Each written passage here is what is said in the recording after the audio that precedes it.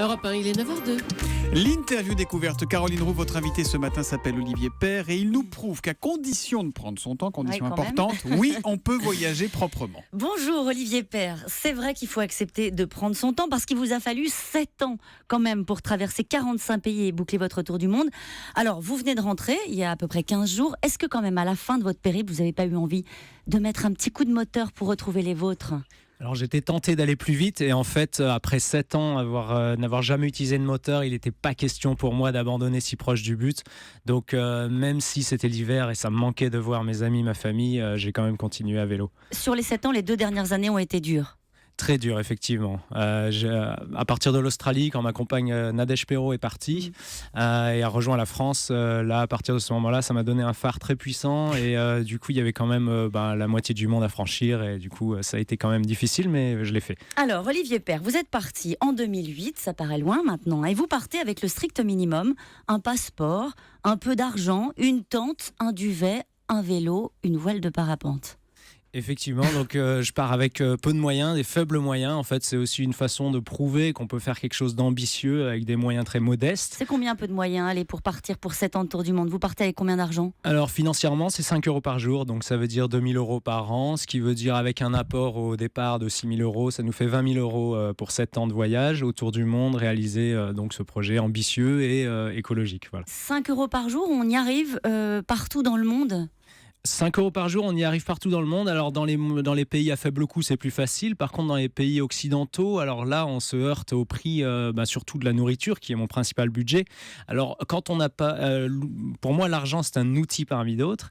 Donc quand on ne veut pas utiliser d'argent pour quelque chose, par exemple pour la nourriture, je suis allé en fait récupérer la nourriture qui était des invendus de supermarché. On va revenir sur le zéro carbone, mais est-ce qu'il y a eu des moments particulièrement difficiles dans votre périple ? Est-ce que vous avez, par exemple, risqué pour votre vie ? Alors oui, effectivement, il y a une petite histoire au mont Ararat quand je suis passé à l'est de la Turquie. À ce moment-là, j'ai décidé de grimper cette montagne. J'étais dans une zone de guerre sans le savoir, par ignorance. Donc à ce moment-là, j'ai pris un risque qui est dommage. En fait, je suis pas du tout fier de la chose, mais je me suis retrouvé dans cette zone de guerre et au petit matin, dans mon bivouac, je me suis retrouvé avec des F-16 qui me tiraient des missiles tout autour de moi, à moins de 500 mètres. Donc zone de tir, je me suis enfui de là. Je suis allé me cacher dans les rochers, j'agitais une sorte de drapeau blanc qui était fait avec une toile de jute que je venais de trouver par terre. Alors, le tour du monde propre, pas totalement zéro carbone, vous êtes d'accord pour accepter ça ? Parce que vous avez dû faire quelques entorses malgré tout. Effectivement, ma règle, c'était d'utiliser, avoir un impact zéro carbone pour l'énergie utilisée pour avancer. Il y a quand même des exceptions à ça. Et puis, il y a aussi le fait que simplement fabriquer un vélo a un impact carbone. D'accord. Mais voilà, ce que je veux dire, c'est un tour du monde sans moyens motorisés. Donc zéro carbone pour avancer. Donc j'ai réussi à tracer cette ligne avec quelques exceptions notables, notamment l'idée de monter sur des voiliers d'autres personnes imposait que certaines fois les capitaines décidaient de mettre le moteur en route. Donc un tiers de mes traversées en voilier, c'est-à-dire un tiers de 40 000 km a été fait sous moteur. Mais l'autre option aurait été d'acheter mon propre voilier. Donc l'objectif de faire ce tour du monde avec des moyens modestes n'aurait pas été respecté. Une question, technique. Comment on fait pour, à un moment donné, faire du parapente, avancer dans un tour du monde ? Qu'est-ce que vous faites de votre vélo ? Alors à ce moment-là, le vélo, je le cache soit dans des buissons, soit je vais voir tout simplement... Donc vous le cachez, mais vous n'avancez pas. Du coup, vous êtes obligé de revenir à votre point de départ. Effectivement, sauf une fois.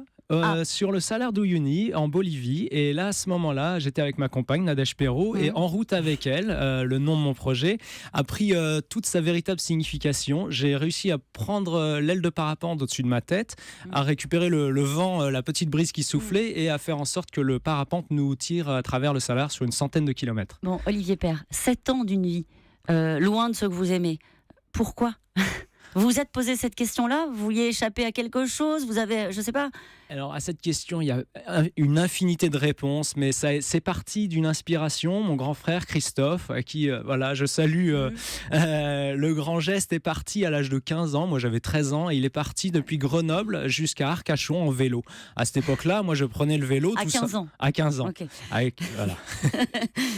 Et à ce moment-là, je prenais le vélo pour aller au collège et point final. Et du coup, je me suis aperçu qu'il était possible de traverser un pays à vélo. Et ensuite, en lisant un livre de tour du monde à vélo, Sylvain Tesson et Alexandre Poussin, m'ont donné l'idée en fait que le tour du monde à vélo était possible. Est-ce qu'après ce périple, on peut reprendre une vie normale ?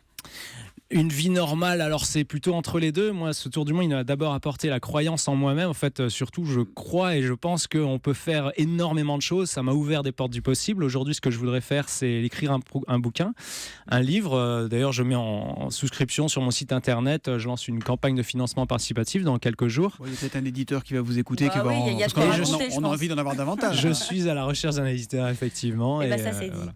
Merci beaucoup, Olivier Père. Merci, Caroline. Vous saluerez Nadège Perrault, alors, c'est ça ? Je le fais à l'antenne maintenant.